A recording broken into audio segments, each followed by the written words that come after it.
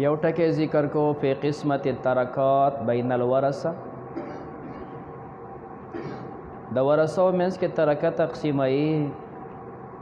د هغې طریقې درته وښوله. کله به دغه ترکه د تصحیح سره برابر وي، کله به برابر نه وي، څنګه به صحیح کوي.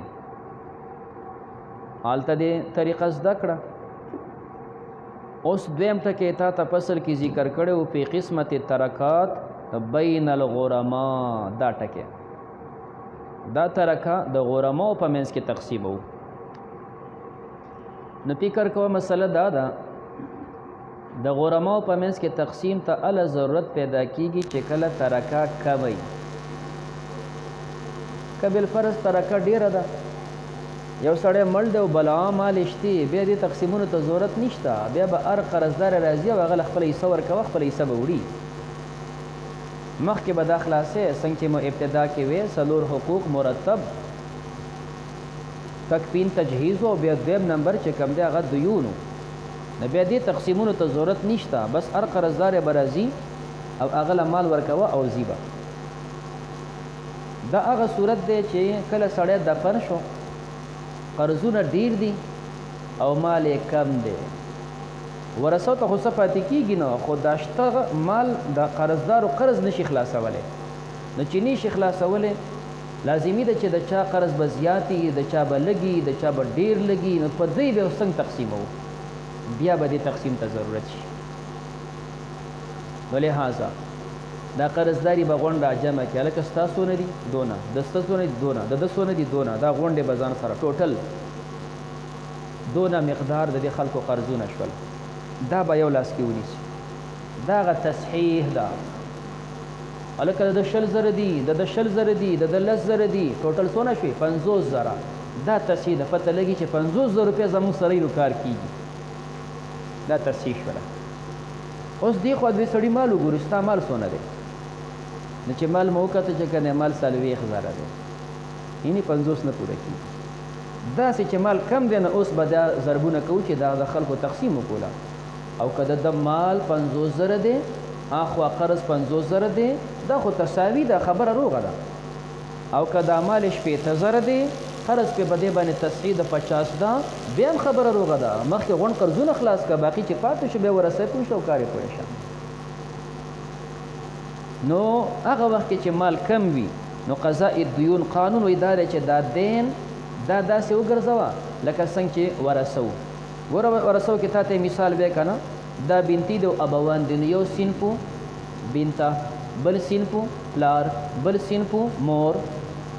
دا مجموعه دې را جمع کړه چې دوی څونه حصې کېږي. دقه رنګې دا قرضدار مور شوه، دا قرضدار پلار شو، دا قرضدار بنته شو. دا مجموعه چې څونه قرضونه جوړ شو دا به تصحیح شي. او بیا قرض مال وګوري چې څونه.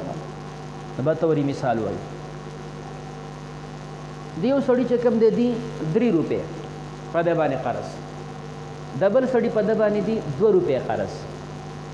او د بل سړي په ده باندې دي 1 روپۍ قرض. نو 3 روپۍ دي، 2 روپۍ دي، 1 روپۍ ده. ټوټل چې را جمع کړو 100 روپۍ شوي. نو گویا دا داسې شو چې 1 روپۍ والا یو وارث دی، د 2 روپۍ والا بل وارث دی، او د 3 والا بل وارث دی. دغه ورثو ټوټل قرض په دې راغی 6 روپۍ. نو دې 6 ته به موږ تصحیح وایو. که د دې سړي 6 روپۍ وې، خبره بلکل روغه وه. 3 مو یو له ورکولې، 2 بل له، یو بل له. نو تصحیح د چا نه راله؟ یعنې مجموعه د دیونو څنګه شو؟ دا تصحیح د مسئلې شوله. مجموعه د دیونو تصحیح د مسئلې دا په یو لاس کې ونیسه. دې بل طرف ته دې سړي مال وګورو، ترکه. که دا ترکه هم 6 روپۍ وي خو خبره روغه وه، خو ترکه 6 ده نو ترکه 15 ده. ترکه څونه شوله؟ 15. اوس هغه مخکیني حال ته به وګورو. یو لاس کې د تصحیح وه، په بل لاس کې ترکه وه. د دې دواړو کې نسبت وګورو چې دوی کې څه نسبت دی. دا ته طریقه ښوولې وه، یو بل ته متوجه کوه. تصحیح 6، ترکه 15، 15 6 ته متوجه که 15 به ترې وغورځې، یو اخره کې یو په یو پاتې کېږي. د منځ کې تباین دی. نو چې تباین و څنګه چې د ورثو کې خبره کوله، دلته د تصحیح نه د هر داین دین راله او دا ضربوه په کل ترکه کې او بیا تقسیموه په کل تصحیح باندې. پرون دی سهام د ار وارث راغستل کنه دلته بس کونن دین د هر داین دا براخلو تباین دی ضربوي په کله ترکه کې تقسیموي په کله تصحیح او کچری وفق وی بیا به دین د هر داین راخلو دا به ضربو په وفق د ترکه کې او تقسیم به کو په وفق د تصحیح باندې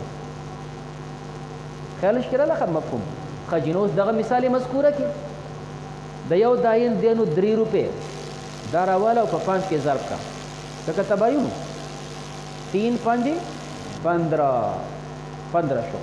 په کله ترکه کې د ضرب کو اوس په کل تصحیح باندې تقسیم کا 15 تقسیم 6 کله دا تصحیح شپږ وکنه 15 تقسیم 6 2 نیم نو 2 نیم د په 3 روپے قرضو د مړي پیسې نشته نو 2 نیم ته ورسې د 1 روپے نیم روپے د تاوان شول نشته نو څه درکو د تقسیم کې بدا پیدا یو د کته 3 روپے قرضو خو د مړي پیسې کمی دي نو 2 نیم ته ملاو شي نیم روپے تاوان شو خجی د بل پلاس کې 2 روپے قرضو دا 2 راواله او ضرب کې په 5 کې 2 په 5 کې 10 ترکه کې د ضرب کو اوس په کل تصحیح باندې تقسیم کا 10 تقسیمي 6 چې 10 تقسیم کې په 6 باندې یو بروغ ورسیږي او سلور به سود سو ورسیږي یو روپے خو روغ ورسیدا یو روپے چې تا پشپک تقسیم کړل نو د پکې سلور سود سو ورسیدل نو د 2 روپو والا د لپاره یو روپے روغ ورسیدا او سلور سود سو ورسیدل یو سود سیتا 2 سود سے تاوان شول 2 سود سے تاوان شول لکه د مړي مال نشته ګوره بل ته نیمه روپیا تاوان شوله او د پکې 2 سود سه چې څونه د قرض دی په اق انداز به ستا مال تاوان به برداشت شي ځکه خو تا وی چې دا به تقسیمیږي په رؤوس نو دا به تقسیمیږي په دې دویونو به تقسیمیږي ښه خجې د بل کس 100 روپۍ وي 1 روپیا وه دا یوه راواله او ضرب یې که په 5 کې نو یو په 15 کې 15 اوس یې تقسیم که په کله تصحیح باندې تصحیح سو شپږ 5 تقسیم 6 نو 15 سود څه به ورسیږي یو سود سي تاوان د 1 روپیا والا یو سود تاوان شو د 2 روپیا والا 2 سود څه تاوان شول او د 3 روپیا والا نیمه روپیا نو 3 سود څه تاوان شول پوه شئ په خبره همدې مثال کې بیا ووایو د دې سړي 3 روپیا وي د بل 2 وي د بل په 1 وا مجموعات دې جوړ شو شپږ تصحیح د چا نه راله د شپږونه مجموعه دیون د تصحیح وایو اخ ولر شو ترکه ته ترکه چې مو کتل د ترکه پاتې شوی د سلور روپے تصحیح د په یو لاس کې ونیوله ترکه د بل لاس کې نیولې ده تصحیح د شپږونه ده مجموعه د دیونو ترکه سلور اوس یو بل سره نسبت وګوره سلور متوجه که شپږو ته دو به پاتې شي دو متوجه که سلورو ته دو به پاتې شي دو په دو برابر نو څه شی راغلی موافقت بالنصف دلته موافقت بالنصف شو نو چې موافقت بالنصف شو پرون چې د څنګه رسو کې خبره کړې وه اقا شان دلته دویونو کې دین د هر داین رالا او ضربوي په وفق د ترکې کې به تقسیموا په وفق د تصحیح باندې خجی د یو داین 3 روپے وي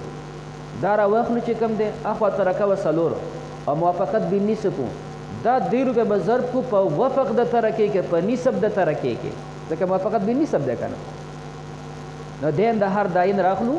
3 روپے دي دا مو راواغستې ضربوي په ترکه کې خو په څه کې کل کې نه تباین خو نه دی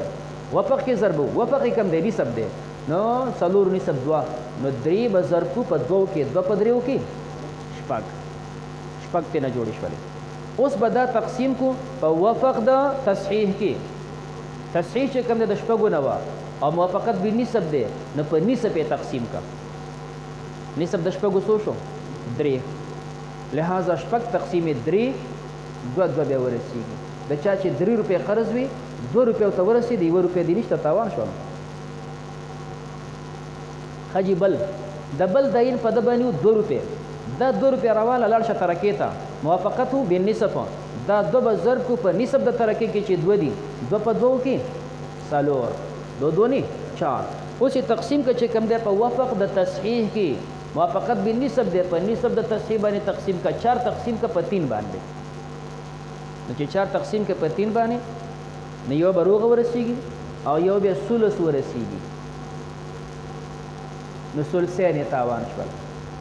یو بیا ثلث ورسیږي ثلثین تاوان شول د بل په 1 روپۍ وه دا یوه چې کوم دی راواله او ضرب یې که ترکې ته لاړ شه نو په څه کې به ضرب په نصب د ترکې کې نصب د ترکې دي 2 یو په 2 کې 2 اوس یې ضرب تقسیم که په نصب د تصحیح باندې تصحیح نصب څو دی 3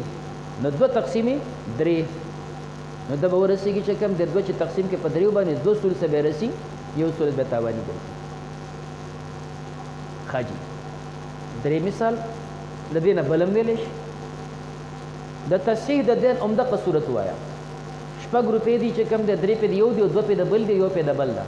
ترکه مو وکتله ترکو ته پاتې شوي د 3 روپۍ دین پې دی 6 نو تصحیح راله د 6 نه اخوا وګورو ترکه څونه ده 3 اوس دا تصحیح او ترکې منځ کې نسبت وګورو دا ترکه او تصحیح نو 3 متوجه که 6 ته 3 به ساقط کې بیا متوجه که 3 په 3 برابر شو موافقت راغی په 3 کې موافقت چې په 3 کې راشي نو څه ویلی شي موافقت بالثلث نو پته لګي د تصحیح او ترکې منځ کې موافقت بالثلث شو او چې هر کله موافقت بالثلث شو نو اوس به لګي دا دین د هر داین به راخلي او د ترکې په ثلث کې بیا ضربې ځکه موافقت بالثلث دی او بیا به دا راخلي په ثلث د تصحیح بیا تقسیمې مخکې دې په نصب کې ضرب کوه او په نصب دې تقسیم کوه اوس دیم د هر داین به راخلي په ثلث د ترکې کې بیا ضرب او په ثلث د تصحیح بیا تقسیموي ښه جي د یو داین 3 روپۍ وي د یو داین 3 روپۍ وي دا راواله او په ثلث د ترکې کې ضرب کا ترکه و 3 ثلث یې څه کېږي یوه ترکه 3 وه که نه نو یو په 3 کې 3 ځکه د یو دین 3 روپۍ و تا ضرب کو چې کوم دی په ثلث د ترکې کې ترکه 3 و ثلث یې د یو په 3 کې 3 شو اوس راشه چې کوم دی تصحیح د 6 نه وه نو د په ثلث یې تقسیم کا ضرب کا تقسیم وکړه نو د 6 ثلث دي 2 نو 3 تقسیمې 2 3 تقسیمې 2 نو چې 3 تقسیم کې په 2 باندې څه به شي 1.5 نو د 3 روپو قرضداري ته 1.5 روپۍ ورسېده او 1.5 روپۍ دې برباد شوله داسې د بل قرضداري څو روپۍ وي 2 دا 2 واخله ترکې ته لاړ شه په ثلث د ترکې کې ضرب کا ثلث د ترکې و یو دا 2 واخله او ضرب 1 کا 2 ضرب 1 هغه 2 2 ضرب 1 هغه 2 اوس یې راشه تصحیح د 6 نه وه په ثلث یې تقسیم کا ثلث یې دي 2 تقسیم 2 یو نو د چا چې 2 روپۍ قرض یې 1 روپۍ ورسېدله یوه دې تاوان شوه او د چا چې 1 روپۍ وه نو دا داین برابر 1 روپۍ ده دا ویسه ترکې ته په ثلث د ترکې کې ضرب کا ثلث د ترکې و یوه 1 ضرب 1 1 ضرب 1 نو 1 شو نو دا 1 راوړه چې کنده اوس یې تقسیم کا په ثلث د تصحیح باندې تصحیح و د 6 نه ثلث یې څو 2 دا 1 تقسیم 2 یو چې په 2 تقسیم کې نو نیمه به ورسېږي نو نیمه روپۍ ورسېده نیمه تاوان شوله پوه شوې لکه په خبره ښه جي نو دی فرمایي چې کوم دی اما فی قضاء الدیون هر چې قضا د قرضونو ده نو په دینو کل غریم قرض د هر یو قرضداري به بې منزلت سهام کلی دا قرض د قرضداري دا په شان د حصې د کل وارثین د هر قرضدار په شان د یو وارث شو فی العمل په عمل کې ومجموع الدیون او مجموعه ټول قرضونه تا ته مثال ذکر کوه 6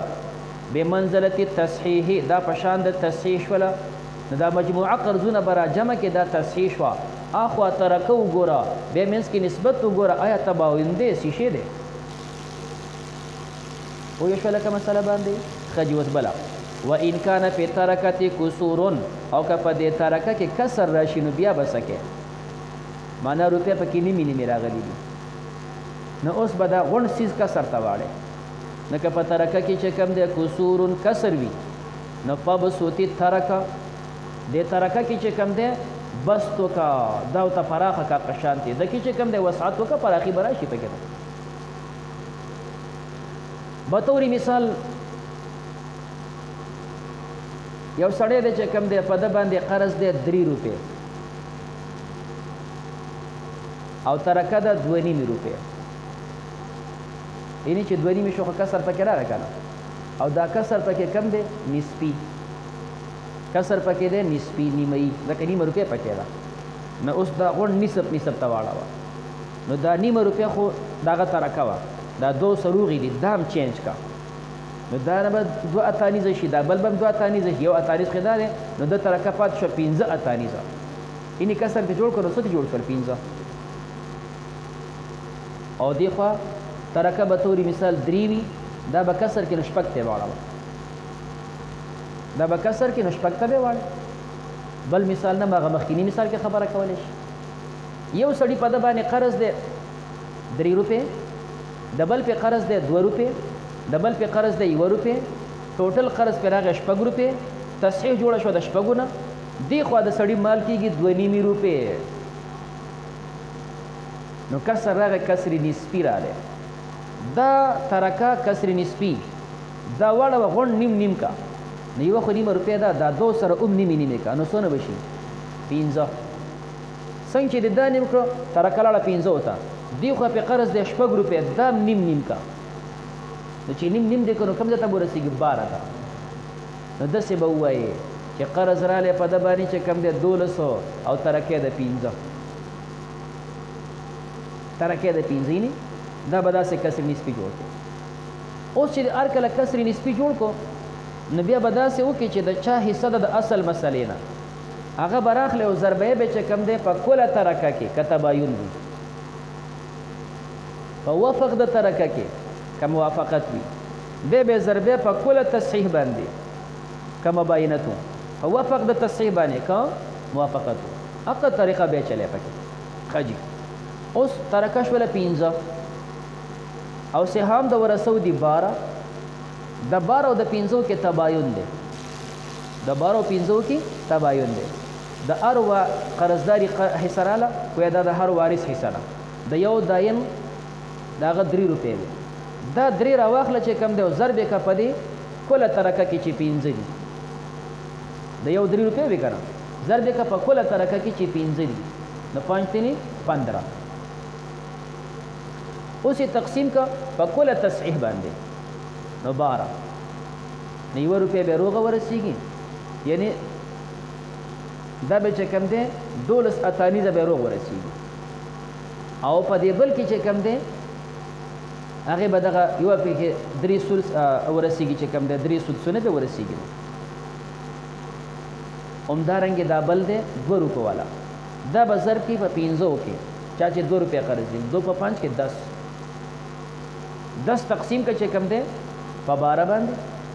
نو ګویا د ده چې کوم دی 10 عشره اتانیزونه ورسېدل 2 تاواني شول پکې داسې دا بل دا د کسر نسبي مثال دی اوس کسر ربعي راشي همدغه مثال کې به طور مثال خبره کوي تصحیح د 6 نه کا او ترکه کېږي په باندې 2 روپۍ ترکه کېږي په باندې 2 روپۍ نو چوانې پکې راغی ربع دا 2 روپۍ چې کوم دي دام ارباعو ته واړوه دا به ربع کې دا بله به هم په ربع کې نو 4 ربعې په 1 روپۍ کې شوې 4 په دې بل کې شو یو خو سره شتې ربعه نو ترکه لاړه 9 ته ځکه په باندې 2 روپۍ وې که نه نو څه ترېنه جوړ شول په باندې 9 ته خبر لاړه دقه رنګې دې خوا چې ترکه خو دې ته لاړه تصحیح چې ته د چا نه وې که ته داسې وې چې د یو پې مثال په طور 2 روپۍ ده او د بل پې 1 روپۍ ده نو ټوټل چې کوم دی 3 روپۍ دي نو دا هم ارباعو ته واړوه نو چې ارباعو ته واړې نو بعد 12 شي نو تصحیح شوله د 12 نه 12 چواني شول او ترکه ورته کېږي 9 چواني موږ ته پخوا به چواني څلورنیز چې به ورته وایې که نه نو 9 شول اوس به د دې 12 او د 9 منځ کې نسبت به وګوري موافقت بالثلث دی نو دین د هر داین به رالی او په ثلث د ترکه کې بیا ضربې او بیا به تقسیمې په ثلث د تصحیح باندې چې څه کنه جوړېدل نو پوه یو شولی که په خبره ښه جي وان کان فی ترکة کسور او که په دې ترکې کسر وي نو فبسوطي ترکه دا ترکه کله وکړه کله وې که دا معنا چې جنس د کسر ته واړوه که کسر نسبي پکې د غونډ انصاف کا او که ربعي پکې د غونډ ارباع کا اول مسأله مسلم دغه شاری واړه واغه کسور تکلتیهما دوانا اجعلهما دا مسأله چې کما تصحیح وا او دا ترک دا دوانا وګرځوا بن جنس الکسر د جنس د کسر نه وګرځوا عامه کبه دا کسر د نسب دی او کدا د ربع دی او ثم قدم فيه بیا په دې کې عمل او کما رسمناه کمی چې تا ته مخکې ولیکو بیا په کې عمل کوونو فصل فی التخارج فصل کی ذکر کوي تخارج د تویل شي مصالحت معنا دا یو سړی مړ شو دغه مال پاتې شو ورثه دا یو وارث وتوی چې مال پکې دا سیز راکا بس نور تاسو پوي شو کارم پوي شخه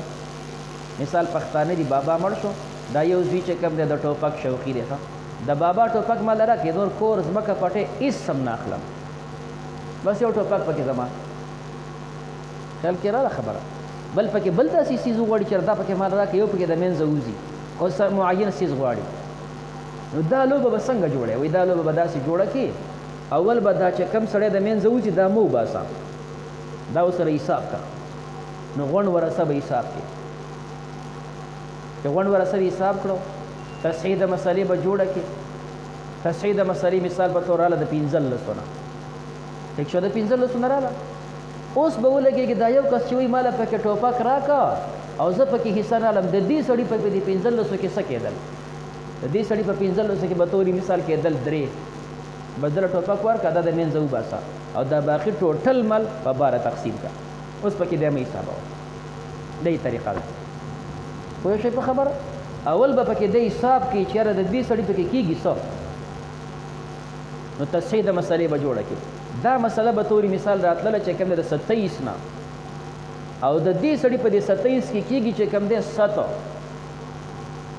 نو د خو مال پکې صرف د قمې خراکې زبل سناله دا میخه ولا ورکا نو پته لګي په 27 کې 7 د دو او دا باقی چې کوم د 20 د نور ورسو دي دا باقی مال به اوس په 20 تقسیم کو بیا پکې نه حساب اوس حاول به حساب کې ځکه چې د پکې سکیږي چې د نور ورسو حصے معلومي شي دا طریقې نو فصل په تخارج نو دا مصالحت صحیح دی ښه مصالحت د یو شریعت کې صحیح دی چې دا ته معین سیز وغواړي نو پاغي بل د منځ اوزي ټیک ده او بشرطي چې ربا نه جوړيږي دی ورته وي ملک صاحب مړ شو کنه خو د چې کوم د هغه سری ځان دلته د سورو د غونډاره پکې مال راکړي دا د سورو غونډاره سونه دي جدا خلاص تولې دي نو مصالحت صحیح دي خو بشرطي چې تاسو نه لس تولې واغستل د نورو ته چې کوم دي لس تولې یا د دین زیات نه پاتې کیږي کله نورو تم لس تولې پاتې کیږي یا دا غنه زیات پاتې کیږي بیا دا مصالحت ناروا دا خو سود دي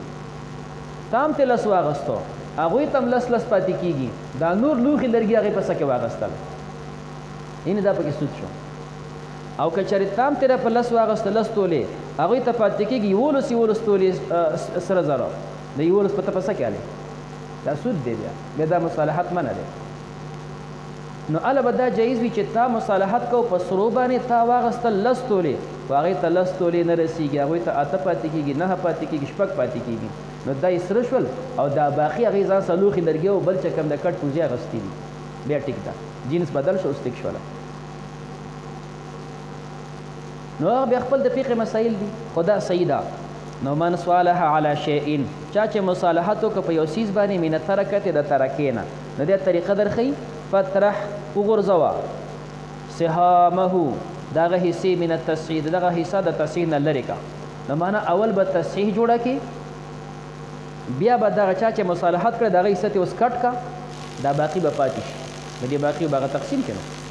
ثم مقسم به تقسیم کما باقی چې کم باقی من ترک د ترکین علی سهام الباقین په حصے د باقی باندې مثال کزوج و ام و عم یو خزه مړه شوله خاونې پاتې شو مورې پاتې شوله او د دې ښځې تره پاتې شو نو خاوند دپاره کېږي بچي نشته نصف بچي نشته خویندې نشته د مور دپاره کېږي 1600 د مور دپاره کېږي 1600 عام دا عصبه دی نو مسله کې چې کوم دی رال نصف او 1600 او مسله کې چې نصف او 16 راشي دا نوع ثانی ده او جز مخرج دا جز د جزم وي او د مثلم وي او د مثلیو دپاره ومي نو مسله د شپږو نه کېږي نو خج یې د شپږو نه مسله شوله په شپږو کې نصف درې دا د زوج ثلث د کل مال دوه دا د مور دوه او درې پنځه یو پاتې شو دا به ورکې عام ته په طریقې د عصوبت دا تا تقسیم وکړو خاون ورته وایي زما ښځه مړه ده خو د دې ښځې چې کوم دی په ما باندې مهر پاتې دی او دا مهر خو هم د دې ښځې حصه ده اوس چې د ښځې دغه مهر پاتې شي واپس په دې مهر کې د دې خاون هم حصه کېږي او د دې ښځې د مور هم کېږي او د ښځې د تره هم پکې کېږي ځکه د ښځې مال دی نو دې خاون ورته ووي تاسو زما نه مهر مه غواړئ بس مهر ما ته پرېږدئ دا نور غونډ څیزونه ستاسې شول خاونو سره په دې جوړه کړئ چې مهر مه غواړئ بل څه به زه نه غواړم نو اول به مسله جوړه کړي داسې به خاوند د منځه نه وباسو که تا داسې د منځه وباسو نو اوس به دې مور له څه ورکوو او دې تر له به څه ورکوو نو ځکه اول به د خاوند حساب کې چې د مور حصه معلومه شي د تره حصه معلومه شي بیا به خیر ته وباسو نو تا سره خاوند حساب کړو نو مسله را د شپږو نه درې پکې د خاوند وو دوه پکې د مور وو یو پکې د تره وو حصې معلومې شولې اوس چې کوم دی خاوند وایي ما نه مهر مه غواړئ زه دا مال نه غواړم بیا به د منځه وباسو نو چې دا تا ویستو نو د دې مور دپاره څه کېده دوه تره دپاره څه کېدل یو دا باقي ټول مال به راولي او درې ځای به کې دوه د مور او یو د تره مخکې به ورسره هغه حساب کې ځکه چې د دې نورو حصې معلومې شي بیا به وروسته چې هغه لرې کړه دا باقي غونډ مال به هغسې تقسیم پوه شوې په خبره ښه جمله فرمایي فصالح الزوج نو د خاوند مصالحت کو علی ما فی ذمته په هغه څه باندې چې زه په ذمه دي من المهر د مهر نه دی ورته وایي ما باندې که مهر پاتې هغه مه غواړئ زه به مهر نه د وراثت نه غواړم وخرج من البین او دا د منځه وځي نو ته به څه وکړې نو تقسم باقي ترکه دا باقي ترکه به ته تقسیم کړي بین الام والعم په مابین د مور او د تره کې اصلاسن دا په اصلاسو مال به درې ځای کې نو داسې خو نشي تقسیمولی په اصلاس ته به اول نه هغه پکې خاوند حسابې نو چې خاوند حساب کو هغه کې د مور دوه او د تره پکې یو نو پته لګي دوی حصې د هغه دي یو د ده دي بقدر سهامهما په اندازې د حصو د هغې باندې بیا په دغه کې به سهمان للام دوه حصې به دا د مور وي و سهم للعام دا به د تره شي بل مثال او زوجة و اربع بنینا یو سړی مړ شو ښځه پاتې شو او څلورې زامن پاتې شول چې سړی مړ شو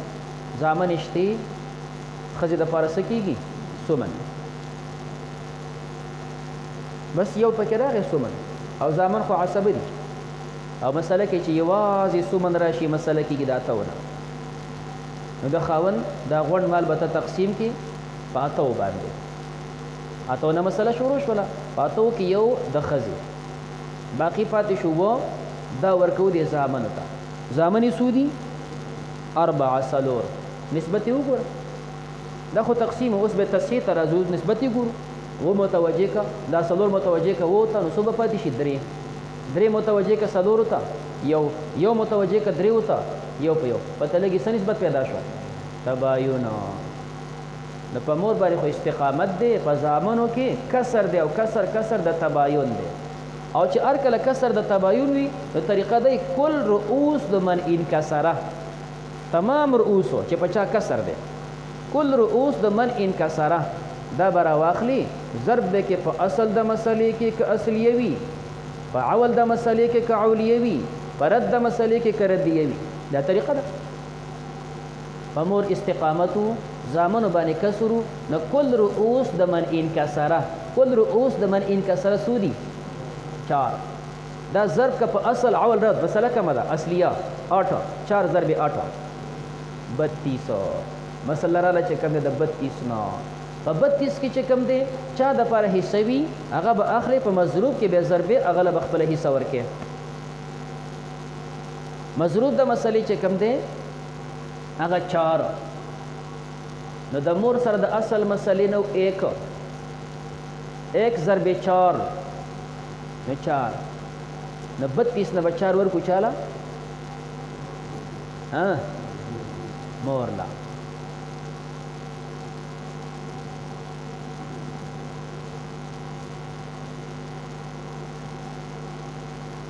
نه 4 چې کوم دی ضرب کل اوس د من انکسره دا به ضرب کې په اصل مسلې کې او په اول کې چې هغه 8 دغه مضروب دی نو د 32 نه چې کوم دی 8 دا به ورکې چې کوم دی مور لا نو د 32 نه چې 8 وباسي نو څونه پاتې شي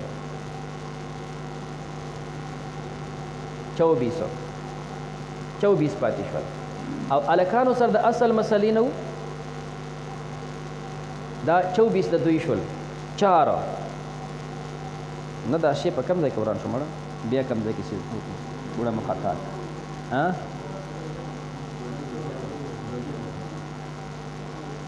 ها د زوجې دپاره څومره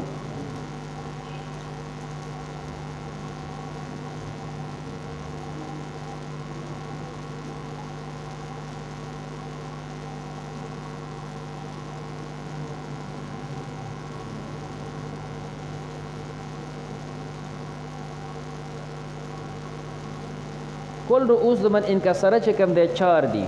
دا ضرب کو په اصل د مسلې کې چې هغه 8 دي نو 4 په 8 کې څونه شول 3200 اوس چا سره چې کوم دی حصې هغه راخلو واپس ضربو په مضروب د مسلې کې مضروب د مسلې چې کوم دی هغه 4 نو د مور سره یو په څلور کې څلور 32 نه به څلور ورکې مور ته هغه د منځه ووتله باقي پاتې شو 28 دا تقسیم که عصبه دي د دوی ضرب ته ضرورت نشته که دا عصبه دي چې د چا دپاره ضرب کوو نو هغه چې ذیل فروزي ضرب کېږي سوره دلته ورانه وښه ده که نه چې نه لاندې ځای وران شي موږ دا په ذیل فروزو ته واړول نو شی روان شو نو مسله دا ده چې ضربونه هلته کېږي چې هغه څه وي ذیل فروز وي او دا بچي ذیل فروز نه دا عصبه دي په دې تقسیم کېږي خجی نو 32 ته لاړه د مور سره چې کوم دی یو نو یو چې کوم دی ضرب دی یک نه هغه 4 هغه ته لاړ باقي پاتې شو 28 نو 28 به صرف تقسیم کې ځکه دا عصبه دي دلته ضربونه نه وي نو 28 تقسیم 4 څونه به ورسېږي 7 ورسېدل 7 خجی دا مسله روغه شوله اوس چې کوم دی د دې نه پس په دې صورت کې دا مور وایي دا فریج پکې مال راکړي وړې د زه به ځان له پکې واورې جوړوم نور د نه پکې هېڅ هم نه غواړم اینې اوس هغه د منځه وځي صرف فریج غواړي بس فریج وله ورکړه یا مور وایي چې یاره